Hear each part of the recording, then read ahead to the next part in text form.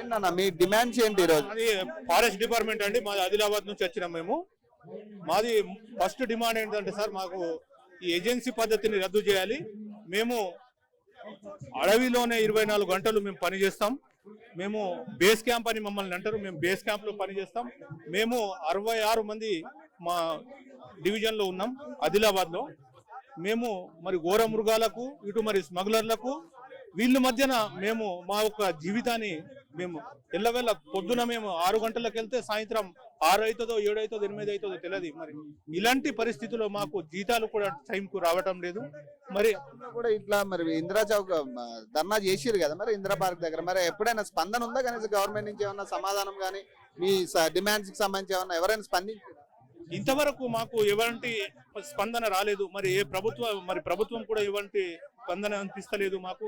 మరి మేము forest minister ని కూడా ఇట్లా కలవడం జరిగింది, కానీ వాళ్ళ నుంచి కూడా ఎటువంటి స్పందన రాలేదు.